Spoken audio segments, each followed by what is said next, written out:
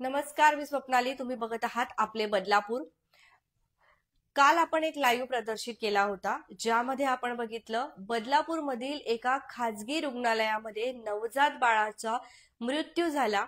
त्यानंतर त्या बाळाच्या आईने आणि आजीने, नातेवाईकांनी डॉक्टरांवरती आणि हॉस्पिटलवर असे आरोप केलेत की ज्या वेळेला बाळाचा मृत्यू झाला, नवजात बाळाचा मृत्यू झाला, तर बाळाचा जो चेहरा आहे ते नातेवाईकांना दाखवला देखील गेला नाही.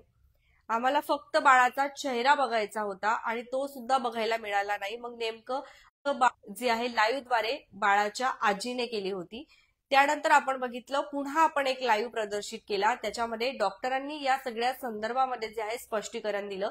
आता पुन्हा तो लाईव्ह बघून जे आहे त्या बाळाची आई, मृत बाळाची आई जी आहे आपल्या सोबत आता सध्या आहे, ज्यांनी डिलिव्हरी सेक्शन मध्ये त्यांच्या बाळाचा आवाज ऐकला होता आणि त्यांचं असं ठाम मत आहे की त्यांचं बाळ जिवंत होतं की मरलेलं होतं. त्यांना जे आहे त्याच्याशी काही हे नाही, परंतु बाळाचा कमीत कमी चेहरा तरी त्यांना शेवटचा बघायला द्यायला पाहिजे होता. ते देखील त्यांना बघायला मिळाला नाही. ठीक आहे, ते त्या मनस्थितीत नाही होत्या, परंतु त्यांचे हस्बंड त्यांच्या सोबत होते, त्यांच्या आई त्यांच्या सोबत होत्या, तर कमीत कमी आईला तरी त्या मयत बाळाचा चेहरा जो आहे दाखवले गेला पाहिजे होता. एवढीच जी आहे या आईच्या जे आहेत प्रतिक्रिया येत आहेत, त्यांचं म्हणणं या ठिकाणी आहे. आणि त्यासाठी आज त्या आपले बदलापूर या वृत्तवाहिनीचा प्रयत्न करणार आहेत. त्यापूर्वी सगळ्यात महत्वाचं म्हणजे आपण जे आहेत या आईची जी ओळख आहे ती आपण का लपवतो आहे ते देखील तुम्हाला सांगतो. बघा, एक महिला म्हणून समाजामध्ये वावरत असताना एका महिलेला अनेक अशा समस्यांना तोंड द्यावं लागतं. जर तिच्यासोबत छोटीशी जरी एखादी घटना घडली तरी सुद्धा हा समाज त्या महिलेला नकोसा करून सोडतो. आणि जर आज एवढी मोठी घटना या महिलेसोबत घडते आहे, तर होऊ शकतं की बाहेर जर त्यांनी त्यांचा फेस रिव्हील केला, सगळं त्यांचं नाव वगैरे रिव्हील झालं, सगळं माहिती झालं, तर त्या महिलेचं देखील या समाजामध्ये जगणं खूप कठीण होईल असं त्यांचंही म्हणणं आहे. आणि ही एक वास्तव्य सत्य परिस्थिती आहे. त्याचमुळे ज्या वेळेला अशा काही घटना घडतात त्यावेळेला महिलेची जी काही ओळख आहे ती उघडपणे आताच्या कंडिशनला तरी नाही सांगणं हे आपलं देखील आद्य कर्तव्य आहे आणि ती आपण नक्कीच ठेवली पाहिजे, झाकून ठेवली पाहिजे. तुमच्या प्रतिक्रिया देखील नक्कीच येऊ द्या. यामध्ये अजून एक महत्वाचा विषय असा आहे की डॉक्टर हे देवाचे रूप असतात आणि डॉक्टरांनी ज्या काही प्रतिक्रिया आपल्याला काल दिल्या, जे काही लाईव्ह त्यांनी आपल्याला काल दिले, त्याचा देखील आपण नक्कीच आदर करतो. परंतु आता हे जे प्रकरण आहे ते एक वेगळं वळण घेतंय. कारण काल जे डॉक्टरांनी आपल्याला जे काही सांगितलेलं आहे त्याच्यावरती या ज्या आई आहेत त्यांनी आक्षेप घेतलाय. आता आम्ही त्यांना हे देखील विचारलं की तुम्ही मीडियाकडे का आलात एवढं, तर सगळे काही उत्तरं जे आहेत आपण आईकडून ऐकून घेऊया की त्यांनी डायरेक्ट मीडियाकडे येण्यासाठी का धाव घेतली, नेमकं काय आहे प्रकरण. तर सगळं आपण डायरेक्ट जी मयत बाळाची आई आहे त्यांच्याशी आपण आता संवाद साधणार आहोत. परंतु बदलापूरकरांनो, या सगळ्या विषयांमध्ये आम्हाला तुमची खूप आणि खूप गरज भासणार आहे, तुमच्या प्रतिक्रियेची खूप गरज भासणार आहे. कारण बघा, न्याय करणारे आपण नाही आहोत, आपण फक्त बाजू मांडतो आहे, सत्य परिस्थिती मांडण्याचा प्रयत्न करतो आहे. आणि सत्य परिस्थिती जी आहे, तुम्ही कालपासून दोन्ही लाईव्ह बघताय, डॉक्टरांचेही बघितले, त्यानंतर आजीचेही बघितले, त्या मयत बाळाच्या आजीचा देखील लाईव्ह तुम्ही बघितला, आणि आता प्रत्यक्ष आपण ज्याची वाट बघत होतो की त्या मयत बाळाची आई ती का बोलत नाहीये, तर आपण त्यांच्याशी देखील आता संवाद साधूया. आणि या सगळ्या गोष्टींमधून एकंदरीत तुमचं मत काय आहे ते देखील सांगा. हॉस्पिटलला बदनाम करण्याचा आमचा काही एक हेतू नाहीये, मात्र आम्ही आमचं काम प्रामाणिकपणे करतो आहे. तर आपण आता आपल्या विषयाकडे वळणार आहोत आणि जी आई आहे तिच्याशी आपण संवाद साधणार आहोत. सगळ्यात महत्वाचं, वारंवार आपण जे आहेत मयत बाळ, मृत बाळ म्हणून जे आहे त्या आईच्या मनाशी जे त्यांच्या भावनांना ठेच पोहोचणार नाही याची आपण काळजी घेणार, म्हणून आपण फक्त बाळाचा जे या ठिकाणी उल्लेख करूया आता. नमस्कार मॅम. जे काही घडलं आहे ते ठीक आहे, परंतु नेमकं काय झालं त्या दिवशी सी सेक्शन्स होत असताना किंवा डिलिव्हरी सेक्शनच्या याच्यामध्ये काय झालं आणि तुम्ही काय मागणी करत आहात किंवा कशासाठी मीडियामध्ये धाव घेतलेली आहे? मी माझ्या बाळाला मी बघितलं नाही. जे सी सेक्शन त्यांनी हा. जे सी सेक्शन त्यांनी केलं त्यावेळेला मी माझ्या बाळाला बघितलं नाही. मेन हा मुद्दा आहे की 28 तारखेला त्यांनी आधी माझ्या बाळाचे ठोके चेक केले होते. ते ठोके चेक केल्याच्या नंतर त्यांनी माझ्या मिस्टरांना 2 ऑप्शन्स दिलते की बाळाचे ठोके व्यवस्थित आहे, बाळ 8व्या महिन्यात जन्माला येत आहे म्हणजे त्याला काचत ठेवावं लागेल, तुम्ही एक तर खाजगी रुग्णालय आमचं स्वतःचं आहे, तुम्ही तिथे ऍडमिट करू शकता, त्या काचेच्या पेटीत ठेवू शकता, नाहीतर तुम्ही सेंट्रल हॉस्पिटलला जाऊ शकता. या सगळ्या गोष्टी बोलल्याच्या नंतर ते बोलले की मुलीला कळा येत आहेत तर मग कधीही डिलिव्हरी होऊ शकते, तुम्ही जा, आमची ॲम्ब्युलन्स आहे, तुम्ही जा आणि तिथे जाऊन तुम्ही सोनोग्राफी करून या. तर त्यांच्या ॲम्ब्युलन्समध्ये मी, माझे पती आणि ते ॲम्ब्युलन्सवाले ते आम्ही गेलो. तिथे सोनोग्राफी झाली. ते सोनोग्राफी झाल्याच्या नंतर त्यांना सोनोग्राफीवाल्यांना विचारलं की रिपोर्ट, तर ते बोलले की आम्ही डायरेक्ट डॉक्टरांना पाठवून देऊ. तर पाठवून देऊ बोलल्याच्या नंतर आम्ही तिकडनं आलो. त्यानंतर मला वर नेण्यात आले, माझी ट्रीटमेंट चालू केली. ट्रीटमेंट चालू केल्याच्या नंतर सी सेक्शनला 1 वाजता घेणार होते, ते त्यांनी 3 वाजता घेतलं. 3 वाजता घेतल्याच्या नंतर त्यांनी सी सेक्शन केलं आणि त्या वेळेला मी बाळाच्या रडण्याचा आवाज ऐकला होता. सी सेक्शनच्या वेळेला मी शुद्धीवर होते. मला कमरेपासनं खाली जे सूम करतात तसं केलं होतं. तर सी सेक्शन केलं त्यावेळेला मी हेच विचारलं की माझं बाळ इतकं जोरात का रडलं. तर माझी पहिली डिलिव्हरी असल्यामुळे मला या गोष्टी नाही कळाल्या की बाबा हे बाळ इतकं जोरात का रडलं. तर मी त्यांना विचारलं तर ते बोलले की डिलिव्हरी झाल्यावर बाळ रडतच असतं, जर नाही रडलं तर ते सबकॉन्शियस होतं. आणि त्यांनी त्यांच्या मेडिकल लँग्वेजमध्ये त्यांनी मला काही गोष्टी सांगितल्या. तर मी बोलले ठीक आहे. जे सगळं सेक्शन सी सेक्शन चालू सी असताना सेक्शन सगळं घडत होतं. हा सी सेक्शन होत होतं त्यावेळेला. सी सेक्शन झाल्यावर मला ब्लड बॅग वगैरे लावली, मला इंजेक्शन्स वगैरे त्यांनी दिले. त्यावेळेला त्यांना मी फक्त एवढं बोललेले की मला बाळाचा चेहरा दाखवा ना की बाबा माझं बाळ झालंय. तर त्यांनी मला फक्त सांगितलं की मुलगी झाली, तू शांत राहा, तुझा बीपी वाढेल, तुझा बीपी वाढला तर तुला त्रास होईल. आणि बोलले मी सगळ्याचे चेहरे बघते तर मला एक असतं की उत्सुकता असते की मी सगळ्यांना बघू शकते, तर मला माझं बाळ दाखवा. तर ते बोलले की मेल्याच्या नंतर तू कोणाला सांगणार आहे. तर असे त्यांचे शब्द होते. त्यानंतर मग मला आयसीयूला शिफ्ट केलं. आयसीयूला शिफ्ट केल्याच्या नंतर माझी तब्येत नंतर खराब झाली. त्या खराब झाल्याच्या नंतर माझे मिस्टर होते, माझी आई होती त्यावेळेला. आणि नंतर ज्या वेळेला मी नॉर्मल वॉर्डमध्ये मला शिफ्ट केलं तर त्यावेळेला पण मी विचारलं की बाबा मी आता नॉर्मल वॉर्डला शिफ्ट आहे, तर 3 दिवस माझं बाळ कुठं आहे. तर ते मला सांगितलं की वर आहे, वर आहे, हेच सांगत होते. 3 दिवसानंतर ते अचानक जे भरत डॉक्टर आहेत ते आले आणि त्यांनी सांगितलं की तू आत्ताच्या आत्ता पोलिसांना फोन करतो. बोलले का, कशासाठी. तर तुझे मिस्टर पळून गेलेत, तुझे मिस्टर इथं नाही आहेत आणि तुझ्या बाळाची डेड बॉडी सडले. बोलले असं कसं झालं, जेव्हा बाळ 3ऱ्या माळ्यावर तुमचं होतं तर बाळ 3ऱ्या माळ्यावर माझं आहे तुम्ही सांगितलं आणि आता बोलता बाळाची डेड बॉडी सडली. नाही, आत्ताच्या आत्ता तुला कॉल करावा लागेल, नाहीतर मग आम्ही तुला इंजेक्शन्स देऊ. तर इंजेक्शन्स देऊ बोलले. बोलले अरे बापरे, आता काय करू. तर मी त्यांच्या म्हणण्यावर घाबरून, कारण की माझी आई तिथे नव्हती त्यावेळेला, त्यांच्या म्हणण्यावर मी फोन केला आणि सांगितलं की मला डॉक्टरांनी सांगितलंय की बाळ मयत झालेलं आहे आणि माझे मिस्टर पळून गेलेत, तर तुम्ही इथे या.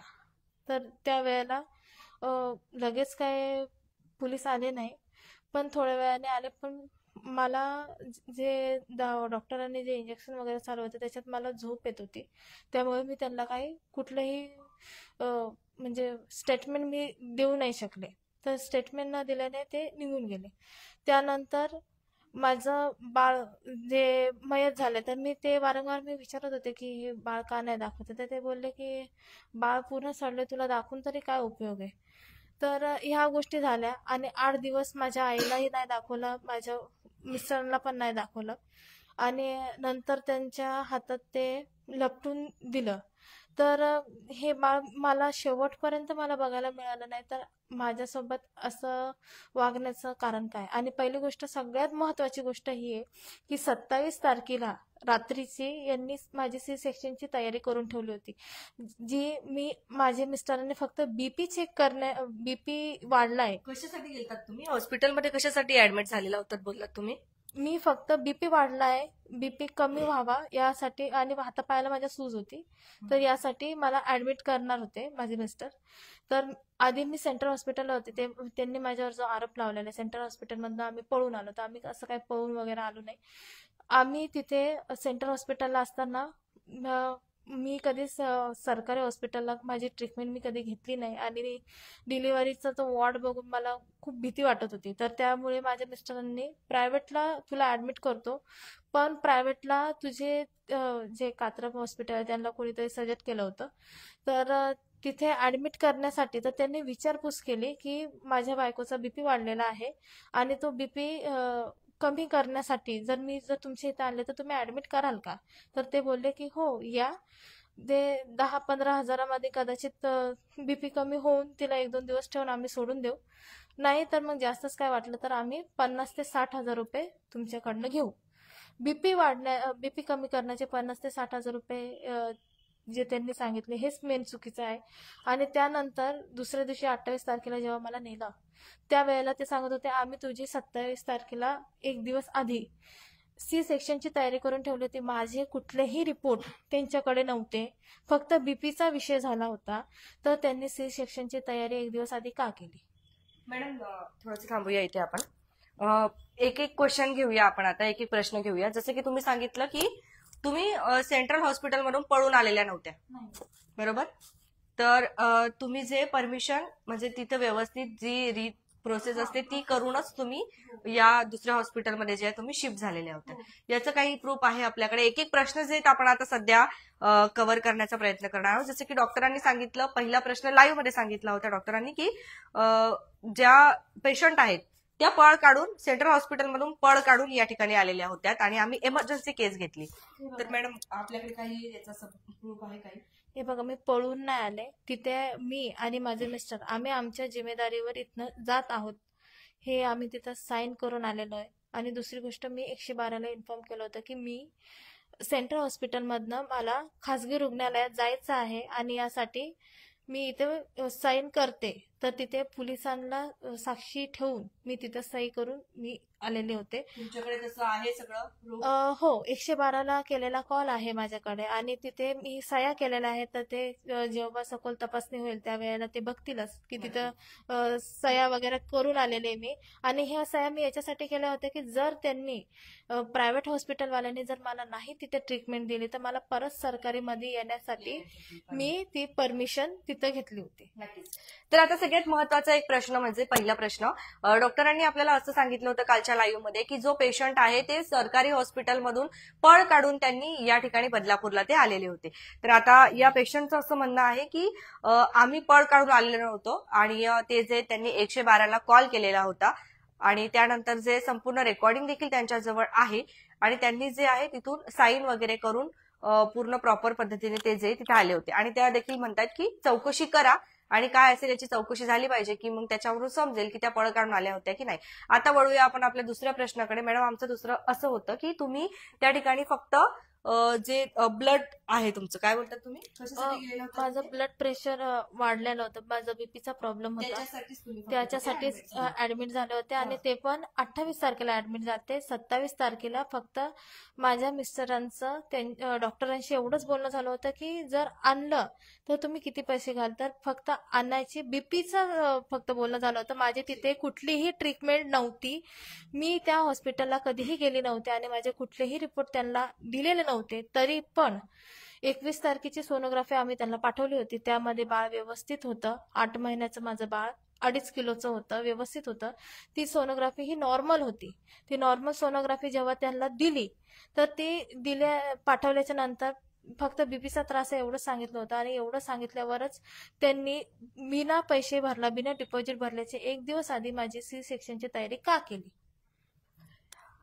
खूप काही प्रश्नचिन्ह जे आहेत ते उपस्थित होत आहेत. आपण जे ते मयत बाळाचे जे वडील आहेत त्यांच्याशीही आपण संवाद साधणार आहोत, ते देखील आपल्या सोबत आहेत.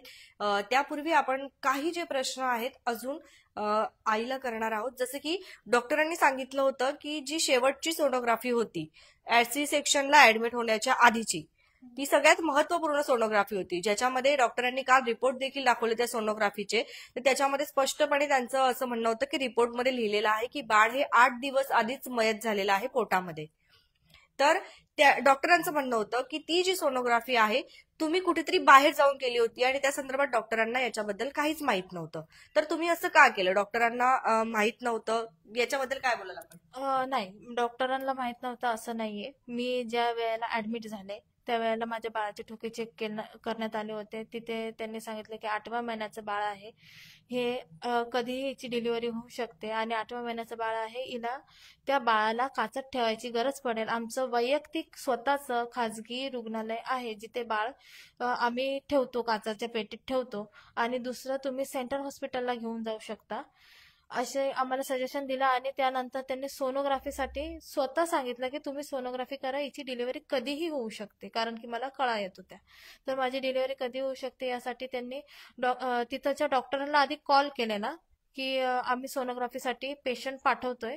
त्यावेळेला पेशंट ते अवेलेबल आहेत का नाही हे विचारण्यात आलं. त्यानंतर ॲम्ब्युलन्स आली, त्यांनीच ॲम्ब्युलन्स बोलवली. ॲम्ब्युलन्समध्ये त्यांचे जे वॉर्ड बॉय होते त्या वॉर्ड बॉयने स्ट्रेचरने मला ॲम्ब्युलन्समध्ये टाकण्यास माझ्या मिस्टरांना मदत केली आणि माझे मिस्टर आणि जे ॲम्ब्युलन्सवाले होते ते जाऊन माझी सोनोग्राफी करून परत स्ट्रेचरवर मला घेऊन आतमध्ये आणण्यात आलं.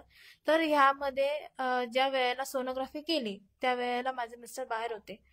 सोनोग्राफीच्या आतमध्ये ज्या वेळेला डॉक्टर सोनोग्राफी करत होते त्या वेळेला ते त्यांना पाणी आणायला मुद्दाम बाहेर पाठवलं होतं. आणि नंतरून जेव्हा सोनोग्राफी होऊन ज्या वेळेला माझ्या मिस्टरांनी विचारलं की रिपोर्ट माझ्या हातात देणार का, तर ते बोलले नाही, आम्ही डॉक्टरांना डायरेक्ट व्हॉट्सअप करतो. तर तो रिपोर्ट आमच्या हातात त्यांनी दिला नव्हता आणि आम्ही स्वतःहून तिथे गेलो नव्हतो. करतो म्हणजे काय की ते जे सोनोग्राफी ज्यांनी सोनोग्राफी केली ते डॉक्टरांना ओळखत असावेत का? हो, त्यांनी ते ओळखत होते तेव्हाच त्यांनी व्हॉट्सअप केले. आणि दुसरी गोष्ट, डॉक्टरांनी आधी फोन केला होता की तुम्ही अवेलेबल आहात का, आम्हाला आमचं पेशंट पाठवायचंय. मॅडम आता तुम्ही हे सगळं बोलतायत, मान्य आहे आम्हाला, परंतु बघा बोलून काय होणार नाही. डॉक्टर काही बोलतात आणि डॉक्टरांनी आम्हाला जे आहे याचे प्रूफ दाखवलेत सगळे काही, की त्यांच्याकडे रिपोर्ट देखील आहे, तुमच्याकडे तर रिपोर्ट पण नाहीये. आणि तुम्ही डॉक्टरांवरती जे आहे असे आरोप जे आहेत तुम्ही नाही करू शकत त्यांच्यावरती. तुमच्याकडे काही प्रूफ आहे या संदर्भात? तुम्ही एवढं मोठं विधान सध्या डॉक्टरांच्या विरोधात तुम्ही बोलतायत मॅडम, म्हणजे हे आहे. माझ्या मिस्टरांकडे जे सोनोग्राफी केली त्याचे तिथे त्यांनी जीपे मारला होता, तर ते त्यांच्याकडे आहे ना, की जीपे मारलेला त्यांचा प्रूफ आहे त्यांच्याकडे.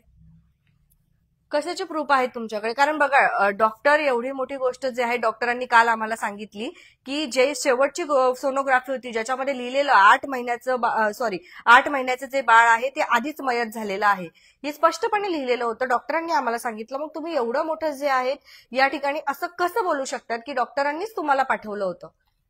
मॅम, जेव्हा मी त्यांना घेऊन गेलो तेव्हा डॉक्टरांनी माझ्याशी बोलणं झाल्यानंतर डॉक्टर बोलले का कदाचित बाळाला काचेच्या पेटीत ठेवण्यात येऊ शकतो. त्यांनी मला 2 दवाखाने सजेस्ट केलेले. तर माझी एवढी हे नव्हती, तर मी बोललो मी माझा उल्हासनगरला बघेल. त्याच्यानंतर त्यांनी सांगितलं, माझ्याकडे 21 तारखेची सोनोग्राफी होती ती घेऊन गेलेलो.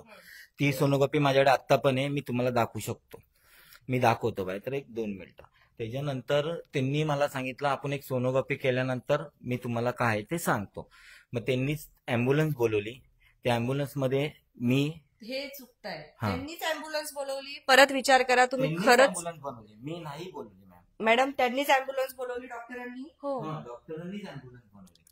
बाकी ही तुमच्याकडे काय प्रूफ आहे की डॉक्टरांनीच अँब्युलन्स बोलवली? आणि कॅमेरे कुठलेही कॅमेरेचे मला तर जेवढं जाणकारी आहे मी तेवढं सांगतो, 6 महिने तर रेकॉर्डिंग राहते. तर तुम्ही कॅमेरे चेक करा. त्याच्यानंतर डॉक्टर बोलतात का, मी काल ऐकलं वारंवार बोलत होते का मी नव्हतो तिथं. तर मी नव्हतो तर मी त्यांना जीपे या पैसे जे ब्लडसाठी, त्या ब्लडवाल्यांनी 4 थैल्या ब्लड आणल्या, व्हाईट पिशव्या आणल्या, त्यांना पैसे तर मी स्वतः तिथं कॅश पण दिली. सोनोग्राफीचं बघूया आपण. मॅडम आता ही जी सोनोग्राफी आहे, आता ही 2 मिनिटांनी सोनोग्राफी केलेली, 12 वाजून 2 मिनिटांनी. हा माझा जीपेचा स्क्रीनशॉट आहे. ठीक आहे, हा बघा. ओके. आता हा तुमचा जीपे, आता याच्यावरून हे असं कसं काय प्रूफ होणार की हे डॉक्टरांनी नाही पाठवलेलं? हे डॉक्टरांनी मला सांगितलं, मी तिथं दवाखान्यात त्यांची ॲम्ब्युलन्स घेऊन गेलेलो. आणि यानंतर परत कधी तुम्ही डॉक्टरांच्या सांगण्यावरून याच ठिकाणी गेलेला सोनोग्राफी करण्यासाठी? हो, 31 तारखेला डॉक्टरांच्या सांगण्यावरून त्यांचे जे वॉर्ड बॉय आहेत ते मी, माझी आई आणि ॲम्ब्युलन्स वाले जे दादा आहेत ते मला परत 31 तारखेला तिथेच घेऊन गेले होते. 31 तारखेची माझी सोनोग्राफी याला 31 तारखेला तुमचं सी सेक्शन झालेलं होतं, हो 28ला सी सेक्शन झालेलं होतं. 28 तारखेला माझं सी सेक्शन झालेलं होतं. 31 तारखेला सी सेक्शन कसं झालं आहे किंवा आतमध्ये काय प्रॉब्लेम आहे का ते हे चेक check करण्यासाठी मला 31 तारखेला तेच घेऊन गेलते. आणि 31 तारखेला जेव्हा मला घेऊन गेले होते त्याच्या आधी सुद्धा डॉक्टरांनी त्यांना विचारलं होतं की मी माझं पेशंट तिथे पाठवू का. आणि ह्या सगळ्या गोष्टी डॉक्टर भरत जे आहेत त्यांनी स्वतः तिथे कॉल करून ते विचारण्यात आलं होतं. तर तुम्ही जे आहेत त्यांचे जर इथे नसतील रेकॉर्ड तर त्यांना कॉल केलेले ते तर कॉल रेकॉर्ड मिळतीलच ना. आता पेशंटचं असं म्हणणं आहे की डॉक्टर सांगत होते की 28 तारखेला जे आहे, 28 तारखेला सी सेक्शन झालं, त्याच्यानंतर 31 तारखेची जी सोनोग्राफी झाली, म्हणजे सी सेक्शन झाल्याच्या नंतर 2च दिवस नंतर, तर ती जी सोनोग्राफी झालेली आहे ती पहिल्याच ठिकाणी झाली, ज्या ठिकाणी काही दिवस आधी सी सेक्शन होण्याच्या आधी जेव्हा ते सोनोग्राफीसाठी गेले होते तिथे. म्हणजे की डॉक्टर बोलत होते की आम्ही सी सेक्शनला पाठवलं नाही, आम्हाला माहित नाही की सी सेक्शनला हे कुठे, सोनोग्राफीसाठी हे कुठे गेले होते. तर त्याच ठिकाणी जे आहे सी सेक्शन झाल्याच्या नंतर देखील ह्या रुग्णाने जाऊन सोनोग्राफी केलेली आहे. आता सी सेक्शन झाल्याच्या नंतरची गोष्ट आहे म्हटल्यावरती सगळे काही जे डॉक्टरची जबाबदारी आहे की पेशंटनी कुठे जायचं सोनोग्राफीसाठी, कुठे नाही. आता तुमच्याकडे दोन्ही दिवसांचे पेमेंट आहे, त्याच नंबरला पेमेंट? त्याच नंबरला आहे मॅम. प्रूफ दाखवा. हे 31 कधीचं आहे? 31 तारखेचे 1:47 हे लोक सोनोग्राफीला गेले. हा, हे तुम्ही पैसे पेड केले पैसे तिथे? ओके. आता 28 तारखेचं दाखवा आम्हाला. एक मिनिट मॅम, हे 28 तारखेचं. हे 28 तारखेचं हा. आहे. आणि दुसरी गोष्ट मला हे बोलायचं आहे, ते वारंवार काल त्यांची मी लाईव्ह बघितली तर त्याच्यावर वारंवार सांगत होते का मी नव्हतो येत तिथं. मग माझ्याकडे 28 तारखेचा सोनोग्राफीचा रिपोर्ट जेव्हा मी तिला घेऊन गेलो, हे पैसे मी माझ्या जीपेवरनं टाकलंय, मी तिथं असताना टाकेल ना. त्याच्यानंतर मी ज्या ब्लडवाल्यांनी ब्लड आणून दिले, 2 तिला 4 हे जे व्हाईट पिशव्या काय ते बोलतात ते आणून दिलं, त्यांना पण पैसे मी स्वतः कॅश दिले, त्यांना तुम्ही विचारा पाहिजे.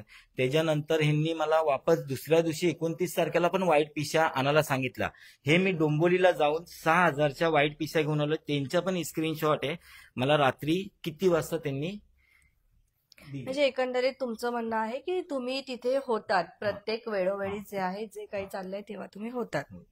मी तिकडेच होतो आणि मी जात येत होतो, का की मला डॉक्टर एवढंच बोलत होते मी तिथं गेल्यानंतर का तू डिपॉझिट भर पैसे, आणि पैशासाठीच मला हे म्हणजे त्यांचा निश्चय हे होता आणि मी पैशासाठीच फिरत होतो. आणि जेवढा मला हे म्हणजे बाहेरनं जे आणायचं होतं सामान ते मी आणून लक्ष लगेच देत होतो टायमाला, आणि टायमाला मी तिथे येऊन थांबायचो. नील देशभक्त हे दोघांचे चेहरे का झाकून बसलेत? आम्ही यापूर्वी देखील सांगितलं की ज्या वेळेला एखाद्या महिलेसंदर्भात कुठलाही प्रकरण होतं, कुठलंही असू द्या, छोटं मोठं जरी प्रकरण असलं तरी सुद्धा त्या महिलेला पूर्ण आयुष्य काढायचं असतं आणि समाजामध्ये वावरायचं असतं. तर आपण याची देखील काळजी घेतली पाहिजे की असं कोणासोबतही होऊ शकतं आणि त्या महिलेचा सन्मान करणं हे देखील आपलं कर्तव्य आहे. त्यांना समाजामध्ये वावरायचंय, प्रत्येकाचीच त्यांच्याकडे बघण्याचा दृष्टिकोन हा सारखाच असेल असं नाही. त्याचमुळे जे आहे आपण या दोघांचं देखील जे आहेत जे ओळख आहे ती आपण लपवण्याचा प्रयत्न करतोय त्यांच्या सांगण्यावरून. मॅडम काय बोलाल, पुढची काय मागणी करताय? माझी एवढीच मागणी आहे की जे 28 तारखेची त्यांनी जी सोनोग्राफी दिली नाही, तर हे 28 तारखेची सोनोग्राफी दिली नाही. माझं डिस्चार्ज झालं होतं 4 तारखेला 11 वाजता, रात्री 11 वाजता झालं होतं. तर ते स्टाफ नव्हता, तर त्यांनी दुसऱ्या दिवशी द्यायला हवं होतं. दुसऱ्या दिवशी न दिला, तिसऱ्या दिवशी दुसरा दिवस झाला नाही दिली. त्याच्यानंतर तिसऱ्या दिवशी आम्ही 2 दिवस सलग चक्कर मारली. त्यानंतर तिसऱ्या दिवशी ज्या वेळेला माझ्या आईने विचारलं की तुम्ही 28 तारखेची सोनोग्राफी का नाही देते, तर त्यावेळेला ते बोलले की आमच्याच्याने हरवली. जर त्यांच्याच्याने हरवली होती तर आता लाईव्ह मध्ये ते कसे दाखवतात. हा एक माझा मेन मुद्दा आहे की जी वस्तू तुमची हरवली होती तर तुम्ही लाईव्हला दाखवतात आणि आम्हाला ज्या सोनोग्राफीवाल्याने सांगितलेलं की यांनी व्हॉट्सअपला पाठवलेली होती ज्या डॉक्टरांना ज्या वेळेला माझं सी सेक्शन करणार होते तर ते बोललेले की व्हॉट्सअपला आम्ही पाठवतो आणि नंतर ती सोनोग्राफी देण्यात येईल. तर माझ्या या जे आहे माझे पेपर्स त्या पेपर्समध्ये ती सोनोग्राफी नाही. 31 तारखेची सोनोग्राफी लावू शकता, 21 तारखेची लावू शकता, तर 28 तारखेची माझी सी सेक्शनच्या आधीची सोनोग्राफी तुम्ही का नाही लावली आणि आता तुम्ही जी दाखवताय ती सोनोग्राफी खरंच खरी आहे का? हा एक मला खूप मोठा प्रश्न आहे. आणि सगळ्यात मोठा प्रश्न तर माझ्यासाठी हा आहे की मी ज्या वेळेला तिथे ट्रीटमेंटच घेतली नव्हती, माझा कुठलाही पास म्हणजे मेडिकल हिस्ट्री त्यांना माहीतच नव्हती, तर एक दिवस आधी त्यांनी कुठल्या बेसिसवर माझं सी सेक्शन करण्याची तयारी केली होती. त्यांना बाळ हवं होतं का, त्यामुळे त्यांनी एक दिवस आधी सी सेक्शनची तयारी केली होती. आणि तिसरा मुद्दा माझा हा आहे की एक जर माझा बीपी वाढत होता, माझी कंडिशन्स नव्हती, तर एका स्त्रीला त्यावेळेला मानसिक खच्चीकरण होईल असं तुम्ही शब्द वापरू नाही शकत.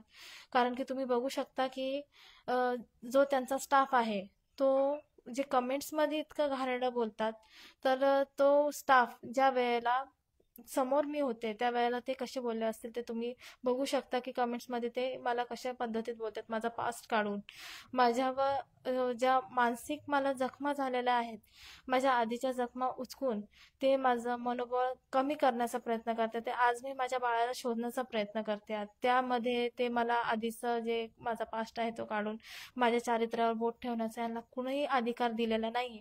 डॉक्टरांचं मी फक्त एवढंच मागणी केली की माझं बाळ का नाही दाखवलं आणि मला ती माझी जी सोनोग्राफी होती ती का नव्हती दिली.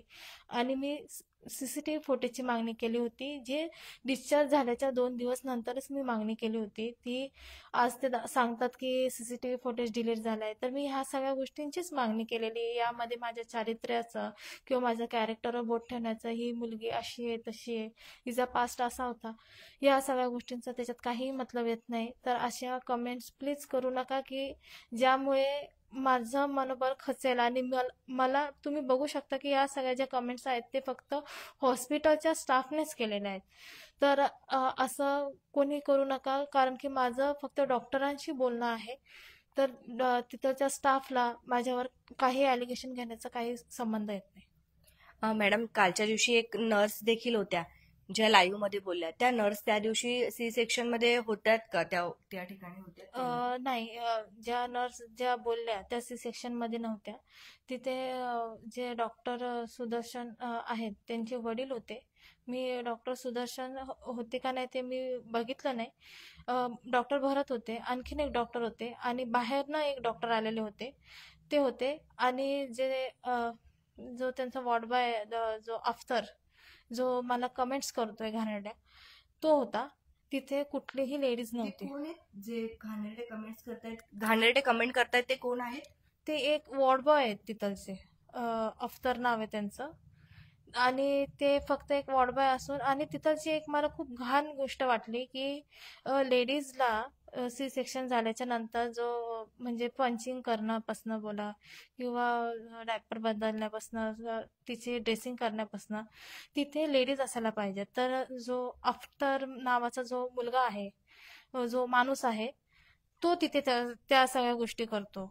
तर हे एक खूप लज्जास्पद गोष्ट आहे की जे लेडीजच्या गोष्टी ह्या लेडीजनीच करायला पाहिजे. तिथं मावशा आहेत तरी पण तो करतो आणि तो मुद्दाम करतो. ह्या सगळ्या गोष्टीचा पण जरा विचार केला पाहिजे की एखाद्या डिलिव्हरी झालेल्या बाईला, चला ठीक आहे डॉक्टर्स आहेत, डॉक्टरांचं वेगळं असतं, आणि जो तिथलचा स्टाफ आहे ते किती घाणेरड्या पद्धतीत आम्हाला हात लावतात, कसे बोलतात.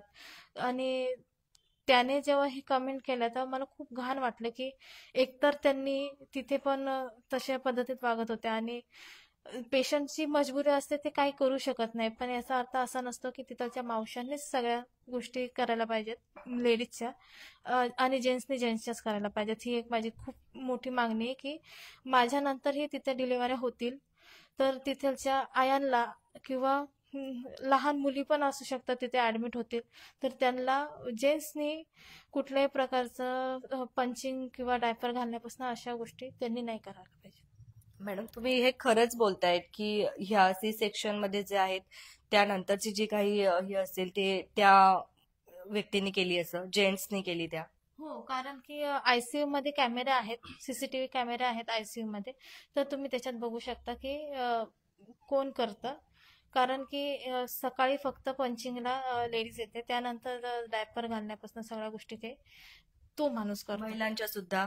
हो, माझ्यासोबत सुद्धा ते त्या व्यक्तीनेच केलं ते. खूप नवीन नवीन काही गोष्टी ज्या आहेत समोर येत आहेत आपल्या.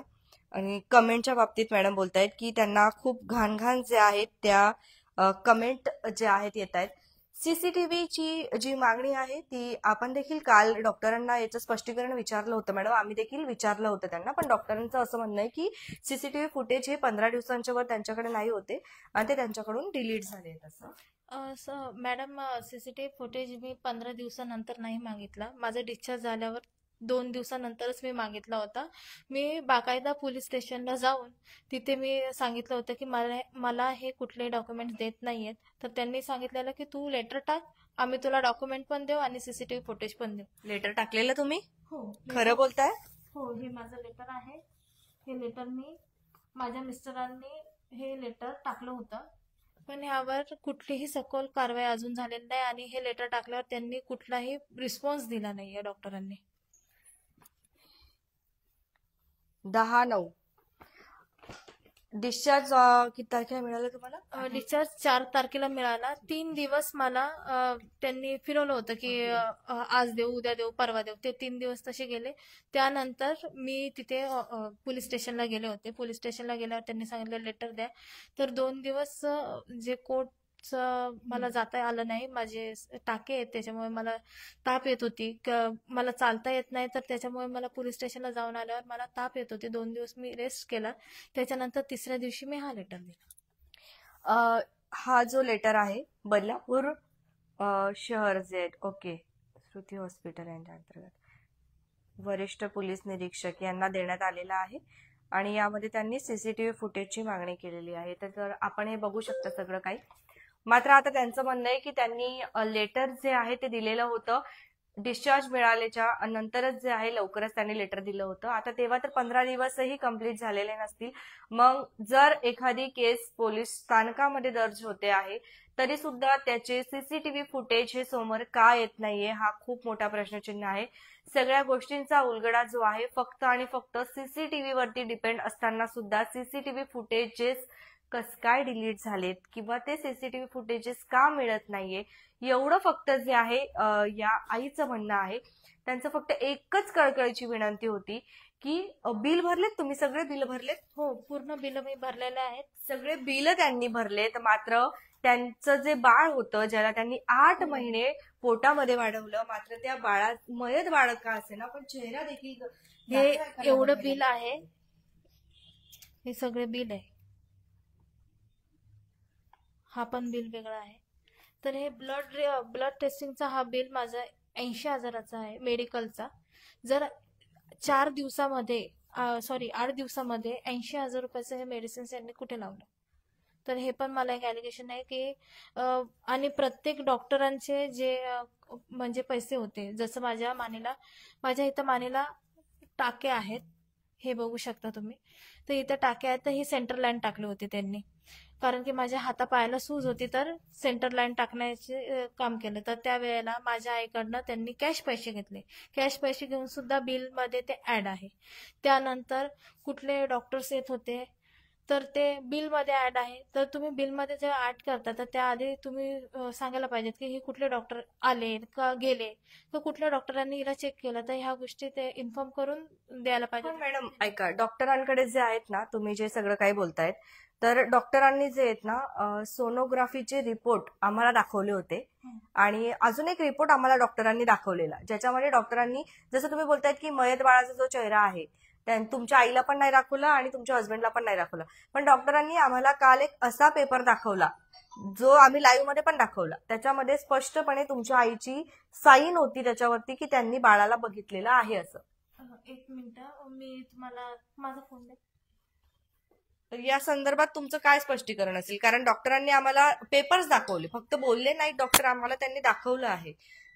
तर तुमच्याकडे या संदर्भात काही आहे का स्पष्टीकरण? हो, माझ्याकडे स्पष्टीकरण आहे. जी बाई शाळेतच गेली नाही त्या बाईला इंग्लिश वाचता येत नाही आणि ती एवढी सुशिक्षित, तुम्ही जरा बघू शकता की जो लेटर त्यांनी दाखवलाय त्या लेटरवरचे जे अक्षर आहेत पूर्ण अक्षर, आणि त्या अक्षरातच ती खाली साईन आहे तिची. तर ते, आणि माझ्या आईची सही मी तुम्हाला दाखवू शकते, याच्यात लाईव्ह तुम्हाला मी दाखवते की माझ्या आईची ही सही आहे. ही तुम्ही बघू शकता की माझ्या आईची सही कशा पद्धतीची आहे आणि त्यांनी जी दाखवली ती सही कशा पद्धतीची. मॅडम, आता आम्ही कसं समजायचं की हीच साईन जी आहे तुमच्या आईची आहे? बाकीच्या डॉक्युमेंट वरती पण हीच साईन आहे का? हो, तिच्या आधार कार्ड, पॅन कार्ड पासून तिच्या बँकेच्या बुक पर्यंत आणि तिच्या बाकीच्या ज्या हॉस्पिटलच्या कागदांवर तिच्या सह्या आहेत ह्या सुद्धा. कितवी शिकली तुमची आई? किती शिकली? माझी आई शिकलेली नाहीये. नाही. तर जेव्हा माझी आई शिकलेलीच नाहीये तर ती एवढे सुशिक्षितपणे सही करू शकत नाही. तिच्या आधार कार्ड, पॅन कार्डवरची तुम्ही सही बघू शकता आणि डॉक्टरांच्या जे बाकीच्या डॉक्युमेंट्सवर त्यांनी सह्या घेतलेल्या त्या सह्या बघू शकता. अशी कुठलीही खोटीनाटी सही करून किंवा काही करून असं दाखवू नये. आणि जो तुम्ही पूर्ण कागद त्यांचा बघा, त्याच्यावर ते पूर्ण ज्या हँडरायटिंग मध्ये त्यांनी लिहिलं आहे त्या हँडरायटिंगलाच त्यांची ती सही आहे. तर बाकीच्या सह्या सुद्धा तुम्ही बाय क्रॉस चेक करू शकता. 2 ते 3 गोष्टी ज्या आहेत या ठिकाणी समोर येत आहेत. सगळ्यात पहिली गोष्ट म्हणजे डॉक्टरांनी आपल्याला सांगितलं होतं की यांनी कुठे सोनोग्राफी केली आम्हाला माहित नाही. पहिल्यापासून घेऊया. डॉक्टरांनी आपल्याला सांगितलं की हे पळ काढून जे आहेत ग्रामीण रुग्णालयामधून आलेत. कुठल्या रुग्णालयात होतात आपण? मी सेंटर हॉस्पिटलला होते आणि पळ वगैरे काढून आम्ही आलो नव्हतो. यांना इन्फॉर्म करून आलतो आणि आम्ही विचारलेलं आणि 28 तारखेला यांनी स्वतः आम्हाला फोन केला की तुम्ही अजून का नाही आले. तर ते काही पण ते का फोन करतील? त्यांचं म्हणणं होतं की तुम्हीच डायरेक्ट आलेला त्यांच्याकडे असं. नाही, मी त्याचं सुद्धा तुम्हाला प्रूफ देते की हे त्यांनी आम्हाला. मॅडम, डॉक्टरांनी आम्हाला स्वतः सांगितलेलं की लाईव्ह मध्ये कालच्या दिवशी की तेच आले. तुम्हाला दाखवते की हे सुदर्शन डॉक्टरांचा हा नंबर आहे आणि यांनी आधी कॉल बघा कोणी केलेत. आधी त्यांनी कॉल केले, हे तुम्ही बघू शकता की आधी कॉल जे आहे ते हे यांनी केलेलं आहे, आम्ही केलेला नाही. पेशंटला गरज असते डॉक्टरांची, डॉक्टरांना गरज नसते पेशंटची. डॉक्टरांना काळजी असू शकते पण माझी तिथे कुठलीही मेडिकल हिस्ट्री नव्हती, माझं कुठलंही ट्रीटमेंट तिथे नव्हतं. तर आदल्या दिवशी माझा सी सेक्शनची तयारी यांनी करून का ठेवली होती, हा एक माझा खूप महत्वाचा मुद्दा आहे की आदल्या दिवशी फक्त मी बीपीचं त्यांना विचारलं होतं ते पण माझ्या मिस्टरांनी, मीही नाही विचारलेलं. माझा त्यांना आवाजही माहित नव्हता ना मीही माहित नव्हते. फक्त 21 तारखेची सोनोग्राफी, त्यात बाळ माझं हेल्दी होतं, सगळं व्यवस्थित होतं आणि बीपीचा आम्ही फक्त विषय माझ्या मिस्टरांनी विचारला होता की बीपी वाढलेला आहे, मी तिथे हिला घेऊन येऊ शकतो का. आणि दुसऱ्या दिवशी त्यांनी फोन केल्यावर आम्ही तिथे गेलो. ते पण त्यांचं म्हणणं होतं की तुम्ही एकदा चेकअप करून घ्या, कदाचित बीपी तिचा नॉर्मल असला तरी पण आम्ही तिथे तिला मेडिसिन वगैरे चालू करून ठेवू की म्हणजे 9व्या महिन्यात तिची डिलिव्हरीला त्रास होणार नाही. त्यासाठी माझे मिस्टर तिथे मला घेऊन गेले होते. खूप काही प्रश्न उपस्थित होत आहेत. एका साईडला ह्या स्पष्टीकरण देत आहेत की आम्ही 112ला कॉल केलेला, आम्ही तिथून पळ काढून आलो नाहीये. डॉक्टर काल ठामपणे सांगत होते की जे आहेत सेंट्रल हॉस्पिटलमधून हे पेशंट आमच्याकडे पळ काढून आलं. त्यानंतर डॉक्टरांनी आपल्याला असं सांगितलं की हे जे पेशंट आहे कुठेतरी त्यांचे गेलेले आणि सोनोग्राफी करून आलेले, त्यांना काहीच माहित नाही सोनोग्राफी कुठे केली. त्यानंतर याच पेशंटनी जे आहे 2 आपल्याला स्क्रीनशॉट दाखवले ज्याच्यामध्ये त्यांनी सोनोग्राफीसाठी जे आहे पेमेंट केलेलं होतं. दोन्ही पेमेंट एकाच व्यक्तीला केलेलं होतं, एकाच जे आहे जिथे सोनोग्राफी झाली एकाच सेंटरला केलेलं होतं. आणि जे पहिलं पेमेंट होतं त्यांचं म्हणणं आहे की ते देखील डॉक्टरनीच पाठवलं आणि नंतरचं जे आहे ते देखील डॉक्टरनीच त्यांना त्या सोनोग्राफी सेंटरमध्ये पाठवलं. याचं प्रूफ म्हणून आपण जर बघत असाल तर त्यांचं म्हणणं आहे की 31 तारखेला ह्या त्या हॉस्पिटलमध्ये ऍडमिट होत्या. मग ऍडमिट असताना हा कोइन्सिडन्स कसं काय होऊ शकतो की दोन्हीही जे आहे एकाच ठिकाणी सोनोग्राफीसाठी जाऊ शकतात. त्यानंतर जर आपण तिसरं काही बघत असाल तर अजून त्यांचं तिसरं असं म्हणणं आहे की मयत बाळ जे आहे त्यांच्या आईला देखील दाखवलं गेलं नाही, त्यांच्या हस्बंडला देखील दाखवलं गेलं नाही. आणि ज्या वेळेला त्यांनी सीसीटीव्ही फुटेजची मागणी केली डिस्चार्जच्या काही दिवसांनंतरच, तर त्यांना अजून देखील सीसीटीव्ही फुटेज मिळाले नाहीये आणि डॉक्टर बोलतात की सीसीटीव्ही फुटेज डिलीट झालेत. आता नेमकं याच्यामध्ये कोण खरं कोण खोटं आपल्याला माहित नाही, परंतु आपण दोघी साईडच्या जे आहेत प्रश्न मांडण्याचा प्रयत्न करतो आहे. यामध्ये अजून काही प्रश्न येत आहेत. आता ते म्हणजे बाळाचा आवाज यांनी ऐकला होता यांचं म्हणणं आहे. बिल त्यांच्याकडे सगळे काही आहेत, बिल भरलेलं आहे.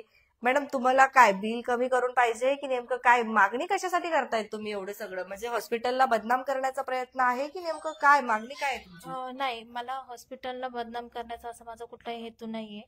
कारण त्या हॉस्पिटलशी माझी काही खाजगी दुश्मनी नाहीये आणि कुठल्याही पद्धतीचं मी त्यांच्यावर ॲलिगेशन घेत नाही. माझं फक्त एवढंच म्हणणं आहे की माझं बाळ का नाही दाखवलं. दुसरी गोष्ट माझं म्हणणं एवढं आहे की एक दिवस आधी तुम्ही का तयारी केली होती माझ्या सी सेक्शनची. आणि तिसरं माझं म्हणणं हे आहे की आम्ही सीसीटीव्हीची मागणी केली, तुम्ही नाही आता सांगताय की डिलीट झाले. आणि 28 तारखेची सोनोग्राफी बिल भरून झाल्याच्या नंतर आम्ही 3 दिवस मागत होतो. तुम्ही सांगितलं हरवली, तर आता लाईव्ह मध्ये तुम्ही जे दाखवताय तीच खरंच सोनोग्राफी आहे. आम्ही कशावरनं मानायचं? सगळ्या गोष्टींचा जे आहे खोलवर तपास केला गेला पाहिजे, एवढीच फक्त जी आहे या आईची एक मागणी आहे. त्यांना त्यांचं बाळ देखील बघायला मिळालेलं नाहीये. त्याचबरोबर जर आपण बघत असाल तर डॉक्टरांनी देखील आपल्याला काल अनेक असे स्पष्टीकरण दिलेले आहेत आणि त्यांनी देखील आपल्याला विथ प्रूफ जे काही डॉक्युमेंट्स दाखवले. जी साईट त्यांनी दाखवली ती पेशंट जे आहेत ते बोलतायत की आमच्या आईची ती साईनच नाहीये, कारण त्यांना त्यांच्या आईला वाचता लिहिता काहीच येत नाही. तर मग ती सिग्नेचर इंग्लिश म्हणून होती ना ती सिग्नेचर, तेच बोलतात. त्या सिग्नेचर कस काय त्यांनी एवढं स्पष्ट सुंदर अक्षरामध्ये कस काय सिग्नेचर केली? आता तर त्यांच्या आईची जी सिग्नेचर आहे ती मराठीमध्ये आपल्याला बघायला मिळते. म्हणजे जे फाईल्स आहेत त्यामध्ये माझ्या आईच्या सिग्नेचर्स आहेत, ते तुम्ही बघू शकता की एकंदरीत फक्त या दोनच मागण्या आहेत का की तुम्हाला सीसीटीव्ही फुटेज बघायला मिळायला पाहिजे आणि जेणेकरून जे आरोप केले जात आहेत की तुमचे हस्बंड जे आहेत ते तुमच्या सोबत नाही होते, तर ते तुम्हाला त्याच्यात दिसेल की हस्बंड आलेले होते की नाही, आणि दुसरं म्हणजे आईला बाळ दाखवलं की नाही? हो, माझं तेवढंच मागणी आहे की जे सीसीटीव्ही फुटेज त्यांनी मला दाखवावे. आणि दुसरी गोष्ट की जे ओरिजिनल रिपोर्ट आहेत ते आम्हाला दाखवा. जे आता तुम्ही जे बनवले ते रिपोर्ट आम्हाला दाखवू नका प्लीज. आणि कुठलेही घाणेरडं बोलू नका की ज्यामुळे माझं मानसिक त्रास मला आणखीन होईल. कारण की मी माझं बाळ बघितलं नाही, हा त्रास मला खूप जास्त आहे. की मला शेवटपर्यंत, मी 8 महिने ज्या बाळाला पोटात ठेवलं ते बाळ मला शेवटपर्यंत बघायला भेटलं नाही. ते जिवंत आहे, मेलं, काय झालं त्याचं मला काही माहिती नाहीये. आणि त्या गोष्टींचा मी विचार करते. त्यामध्ये मला तुझं आधी असं होतं आणि तुझं तसं होतं. माझ्या पर्सनल लाईफमध्ये हॉस्पिटलमधल्या कुठल्याही माणसाला इंटरफेअर करायचा कुठलाही मतलब नाहीये. आमचा वैवाहिक काय वाद असेल किंवा काय असेल, हा आमचा पर्सनल मॅटर आहे. त्यामध्ये माझा पास्ट काढून किंवा ही मुलगी अशीच आहे, ह्या मुलीचं कॅरेक्टर असं आहे किंवा माझ्या आईला काय बोलणं, हे प्लीज असं करू नका. सगळे जे आहे त्यांचं फक्त एवढंच म्हणणं आहे की सगळं काही तपास झाला पाहिजे. ज्या ठिकाणी सोनोग्राफीसाठी त्या पहिल्यापासून गेल्या होत्या त्या देखील सोनोग्राफीचा जे आहे तपास केले गेला पाहिजे की कुठे कुठे सोनोग्राफीसाठी गेल्या होत्या आणि तिथे जरी सीसीटीव्ही फुटेज असतील ते देखील चेक केले गेले पाहिजे. त्याचे रिपोर्ट्स डायरेक्टली डॉक्टर्सच्या नंबरवर गेले की यांना दिले गेले, याचा देखील तपास जो आहे तो खोलवर झाला पाहिजे. सगळ्यात महत्वाचं सीसीटीव्ही फुटेज नाहीयेत, तर सीसीटीव्ही फुटेज का नाही आहेत याचा जे आहे उलगडा झाला पाहिजे असं त्यांचं म्हणणं आहे. की सीसीटीव्ही फुटेज जर समोर आले तर अनेक ज्या गोष्टी आहेत त्या समोर येतील आणि काय असेल ते निर्णय जो आहे तो घेता येईल. आपण जर बघत असाल तर हे सगळं एकंदरीत जो विषय आहे तुम्हाला सगळ्यांना माहिती आहे.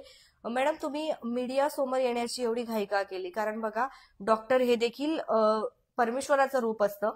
कुठल्याही डॉक्टरवरती आपण बोट दाखवत असताना 4 बोट ही आपल्याकडे देखील असतात आणि डॉक्टरांवरती असे आरोप करणं देखील चुकीचं आहे. मात्र दाखवले तुम्ही भरपूर काही डॉक्युमेंट्स देखील तुम्ही दाखवले, परंतु मीडियापर्यंत येण्याचं जे कारण आहे ते नेमकं काय आहे? मीडियापर्यंत का आल्यात तुम्ही?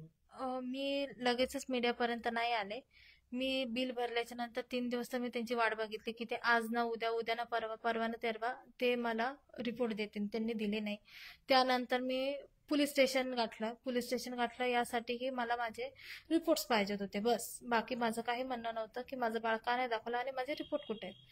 कारण की पुढे मला ट्रीटमेंटसाठी मला माझे रिपोर्ट लागणार होते. माझं सी सेक्शन झालेलं आहे, त्याच्यामुळे मला पुढेही माझी ट्रीटमेंट मला चालू ठेवायची होती, की माझं ड्रेसिंग कसं सी सेक्शन झालं तर माझं ड्रेसिंग कधी होईल, किंवा माझे टाके कसे कसे आहेत तर ते सुकल्याच्या नंतर ते काढायचे होते. त्यासाठी मला ते सोनोग्राफ्या इम्पॉर्टंट होत्या. आणि त्यासाठी मी पोलीस स्टेशनला जाऊन सांगितलं की मला सोनोग्राफीचे रिपोर्ट्स आणि माझे बाकीचे ब्लड रिपोर्ट त्या सगळ्या गोष्टी मी बिल भरलेलं आहे ते देत नाहीयेत. तर त्यावेळेला जे डॉक्टर भरत होते त्यांनी सांगितलं की तुम्ही लेटर आणून द्या, आम्ही देतो. तर मी माझ्या मिस्टरांनी लेटर बनवलं. बाकायदा आम्ही ते लेटर तिथे दिलं, तरीही कुठलीही प्रकारची दखल घेतली गेली नाही. हॉस्पिटलचा कुठलाही रिस्पॉन्स आला नाही. तर त्यानंतर आम्हाला असं वाटलं की आता काय करायचं. यापुढे जे पोलीस स्टेशन गाठल्याच्या नंतर ते लेटर दिल्याच्या नंतर यापुढे आम्ही काय करू शकतो. तर त्यावेळेला आम्ही मीडियाला संपर्क केला की कदाचित मीडियामध्ये दिल्याच्या नंतर तरी हे मला माझे रिपोर्ट्स देतील. कदाचित जे बाळ मयत झालं त्याचं का झालं, कसं झालं त्याचं मला स्पष्टीकरण देतील. कारण की त्यांनी सरळ सांगितलं होतं, आम्हाला ग्राह्य धरायचं नाही, तुझं बाळ कसं गेलं हे तुझ्या नवऱ्याला विचारायचं. आम्ही कुठल्याही प्रकारचे बांधील नाही आहोत की आम्ही तुला सर्व गोष्टी सांगू. आणि दुसरी गोष्ट, ते DNA टेस्टिंगला माझं बाळाचं DNA देत नव्हते. पोलीस स्टेशनला आम्ही वारंवार कळवल्याच्या नंतर त्यांनी बाळाचा DNA आम्हाला दिला. त्यात पण ते इतकं घाण बोलले की आम्ही बाळाचा DNA तर तुला देतोय, पण एवढं लक्षात ठेव की वडिलाचा DNA येणार नाही. तर ह्या गोष्टी एवढं ठामपणे हे कसे बोलतात.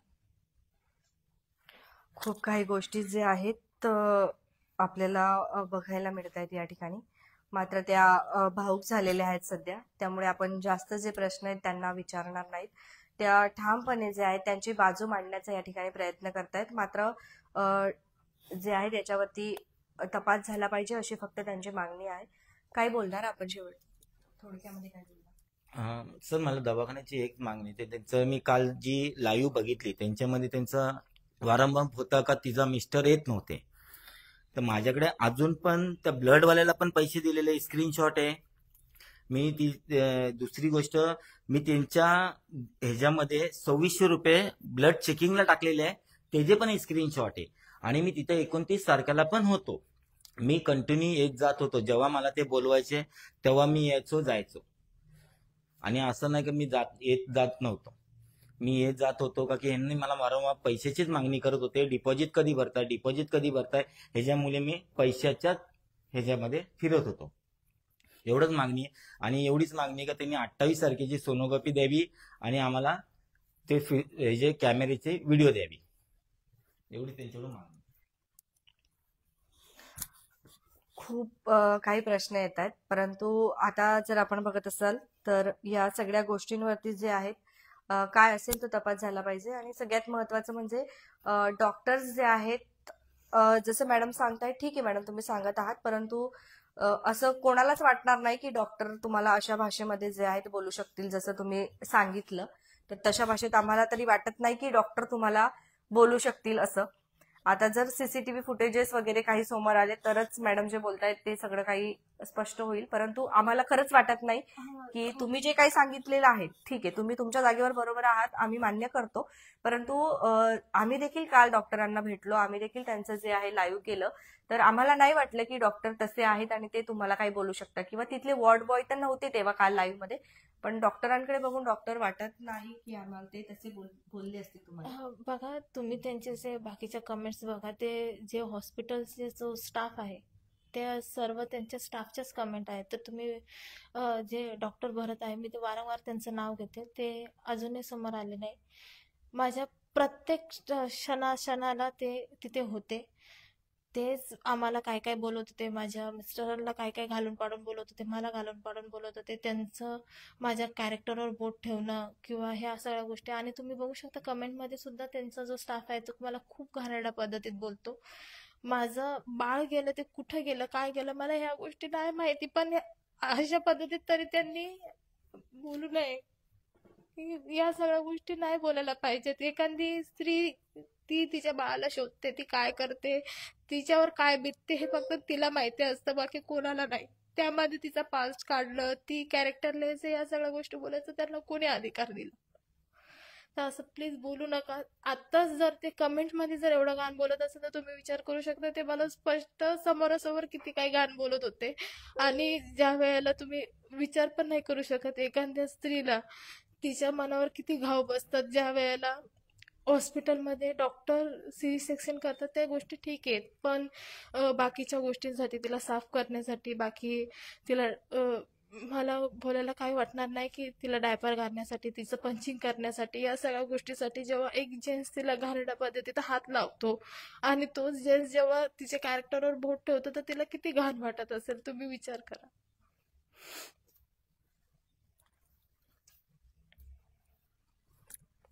तुम्ही काय बोलणार या गोष्टींवर? तर मी माझी तेवढीच मागणी केली मी का त्यांनी आता ही जे सांगते तर त्याच्यावरती जरा डॉक्टरांनी लक्ष दिलं पाहिजे. का तिथं मी बघितलं तेव्हा भरपूर पेशंट होते आणि त्यांचं हे भरपूर काय काय होतं तिथं चालू. आणि तिथं मला कंटिन्यू मला तिथं फक्त त्यांचं मला माझ्यावर एकच पेशंट होता. ते डॉक्टर एक भरत आहे आणि एक अजून एक डॉक्टर आहे कुठले तरी, त्यांचं नाव मला एवढं आठवत नाहीये. ते 2 डॉक्टर, त्यांचा एकच होता तू पैसे आणून भर, लवकरच्यात लवकर डिपॉझिट भर. मला त्या दिवशी 28 तारखेला ह्यांनी 5:30 वाजता सांगितलं तू 1 तासात इथं आणून 50,000 भर. आणि सीझरला हे अगोदर 10,000 घ्यायला तयार होते आणि मी लगेच 50,000 रुपये एवढे कुठनं आणून लगेच भरणार. तर मी पैशासाठीच गेलेलो. 29 तारखेला पण मी दुपारी तिथं गेलो. त्याच्यानंतर मी वापस आलो. त्याच्यानंतर मी डोंबिवलीला गेलो. हे सगळे आणि वारंवार डॉक्टर काल बोलत होते का त्यांचे मिस्टर नव्हते, त्याचे मिस्टर नव्हते. मी कंटिन्यू तिथं ये जा करत होतो. तर की मी तिथं थांबल्यानंतर तिची आई पण तिथंच आहे, तर पैशाचा बंदोबस्त कुठनं करणार. आता ज्या ह्या गोष्टी लागतात आहे भारनं, ते तर जेव्हा पैसे येतील तेव्हा मी भारनं फटाफट आणून देऊ शकतो ना. मी तिथं बसलो तर मी पैसे आणणार कुठनं, हे विषय होता. आणि त्यांनी कॅमेरेचा जे फुटेज मागितले, एकंदरीत काय मागणी करत आहात? कॅमेऱ्याचे फुटेज आणि 28 तारखेची आम्हाला CCTV आपल्या ची सोनोग्राफी. आणि जे डॉक्टर सांगतात ते का ते लोकांनीच काढून आणले, आम्ही नाही, ते आम्हाला डॉक्टरनीच पाठवलं, त्यांच्या अँब्युलन्स मधनच पाठवला आणि त्यांनीच आम्हाला सोनोग्राफीला पाठवलेलं. एकंदरीत जे आहे फक्त कॅमेरा सीसीटीव्हीचे जे फुटेज आहेत ते यांना मिळाले पाहिजे, एवढीच जी आहे यांची मागणी आहे. तुमच्या प्रतिक्रिया देखील नक्कीच येऊ द्या. मॅडम काय बोलणार? मी फक्त एवढंच बोलेल की 8 दिवस माझं बाळ पोटात नव्हतं गेलं. मी माझ्या बाळाचा आवाज ऐकला होता आणि ते जे काही बोलतात त्यांनी फक्त त्याचं स्पष्टीकरण आधी द्यायला हवं होतं. आणि आता जे ते लाईव्हमध्ये जे सोनोग्राफी दाखवते ते त्यांनी आधी का नाही दिले आणि आता फक्त त्यांनी CCTV फुटेज हा एकच शेवटचा माझ्याकडे ऑप्शन आहे की त्याच्यावरनंच सिद्ध होईल की यांनी काय केलं माझ्या बाळासोबत आणि काय नाही. तर तो CCTV फुटेज आम्हाला त्यांनी दाखवा बस. फक्त आणि फक्त सीसीटीव्ही फुटेज जो आहे तो दाखवण्यात यावा, एवढीच जी आहे यांची मागणी येते आहे. आता तुमच्या प्रतिक्रिया देखील नक्कीच येऊ द्या. एकंदरीत संपूर्ण जो विषय आहे आपण आता सध्या समजून घेतलेला आहे आणि यामध्ये आपलं कुठलाही हेतू नाहीये की जे रुग्णालय आहे त्याला, खाजगी रुग्णालयाला बदनाम करण्याचा किंवा काही, परंतु ही जी केस आहे आता ही पोलीस स्थानकामध्ये देखील गेलेली आहे. त्या ठिकाणी देखील या मॅडम जे आहेत, आई जे आहेत, त्यांनी रिपोर्ट केलेला आहे. आणि अशा परिस्थितीमध्ये जर ही केस मीडियापर्यंत आलेली आहे तर आपण जे आहे ते बाजू मांडण्याचा नक्कीच प्रयत्न करतोय. या संदर्भात तुमच्या काही प्रतिक्रिया असतील तर आमच्यापर्यंत नक्कीच येऊ द्या. आपण कुठलीही एक बाजू मांडण्याचा अजिबात प्रयत्न करत नाही. आपण काल देखील डॉक्टरांसोबत लाईव्ह केला. त्यांनी जे जे काही प्रश्न लाईव्हद्वारे त्यांनी जे जे काही सांगितलं त्या सगळ्याच गोष्टींचा जे आहे आज यांनी देखील पुरावे जे आहेत या ठिकाणी दाखवले. मात्र त्याची देखील खोलवर चौकशी झाली पाहिजे. फक्त आणि फक्त सीसीटीव्ही फुटेज जे आहेत ते द्यायला पाहिजेत अशी मागणी येते. मात्र डॉक्टरांनी काल स्पष्टपणे जे आहेत लाईव्ह मध्ये बोलताना सांगितलं की 15 दिवस झाले आणि सीसीटीव्ही फुटेज हे डिलीट झालेले आहेत. मग आता नेमकं या गोष्टींवरती काय होणार आहे याची चौकशी झाली पाहिजे अशी यांची मागणी येते. बघत रहा आपले बदलापूर. स्वप्नालीसह जे काही असेल त्याची चौकशी झाली पाहिजे असंच जे आहे आता या दोघांचंही म्हणणं होत आहे. धन्यवाद.